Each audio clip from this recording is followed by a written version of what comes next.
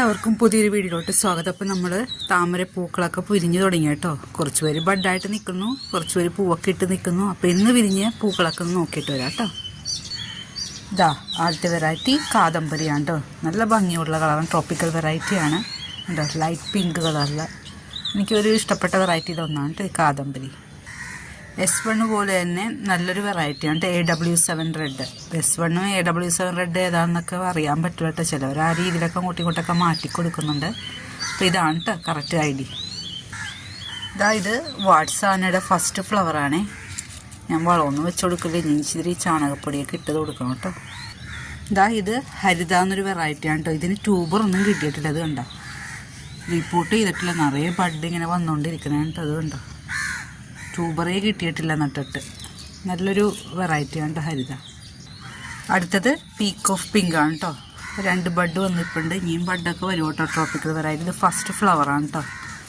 കണ്ടോ, നല്ലൊരു പിങ്കും നടുക്കൊരു ലൈറ്റ് ക്രീം കളറൊക്കെ പോലെയുണ്ട്. വൈറ്റ് ആണെന്ന് തോന്നുന്നു.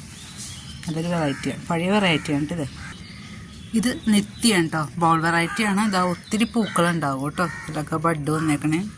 സ്റ്റാൻഡിങ് ലീഫ് വന്നിട്ടുണ്ട്. കുഞ്ഞു കുഞ്ഞു ബഡുകളുണ്ടാവും. ബോൾ വെറൈറ്റിയൊക്കെ വാങ്ങിക്കണമെങ്കിൽ ഈ നിത്യ വാങ്ങിച്ചാൽ മതി കേട്ടോ. നല്ല വെറൈറ്റിയാണ്. നമുക്ക് 2-3 അതിഥികളൊക്കെ ഇട്ടിട്ടുണ്ട് കേട്ടോ. അത് കണ്ടോ, പാല് കുടിക്കണേ ആർക്കും കൊടുക്കരുതെന്നും പറഞ്ഞുകൊണ്ട് മത്തടിച്ച് കിടക്കണേ കേട്ടോ. പാല് കുടിച്ച് ഒരു പാക്കറ്റ് പാല് ദിവസവും വേണ്ടി വരും. കണ്ടോ, 6 പേരുണ്ടായത്. ഒരാൾ ചത്തുപോയി. 2 പേര് വണ്ടി വാങ്ങിക്കാൻ നേരത്തെ എങ്ങോട്ടോ പോയി. എന്നെ കണ്ടു കഴിഞ്ഞാൽ ഓടി വരും കേട്ടോ. വാതിൽ തുറന്നാൽ ഇടിച്ചു മറിച്ചിട്ട് അകത്തോട്ട് ഓടിക്കയറും. അപ്പോൾ ഇവർ 3 പേരെ ഇനി ഇവരെ വലുതാക്കിയിട്ട് വേണം പുറത്തോട്ട് വിടുക. ഇവിടെ സ്ഥലമൊന്നും ഇല്ലല്ലോ. ഹലോ.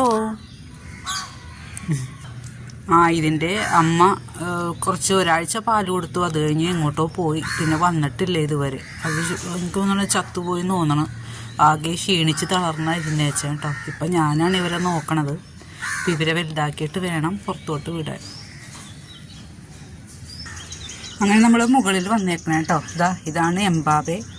കണ്ടോ, ഒത്തിരി പിങ്ക് ക്ലൗഡ് തന്നെ നിറയെ ബഡ് വരും കേട്ടോ. ഇതിനും ട്യൂബർ കിട്ടാൻ ബുദ്ധിമുട്ടാണ്. ഡോർമൻസിയൊക്കെ കഴിഞ്ഞല്ലോ, ഇപ്പം ഇനി ട്യൂബർ കിട്ടാൻ ബുദ്ധിമുട്ടാണേ. നല്ലൊരു വെറൈറ്റിയാണ് കേട്ടോ. നിറയെ പൂക്കളുണ്ടാവും. ഇത് നർമ്മദയാണ് കേട്ടോ.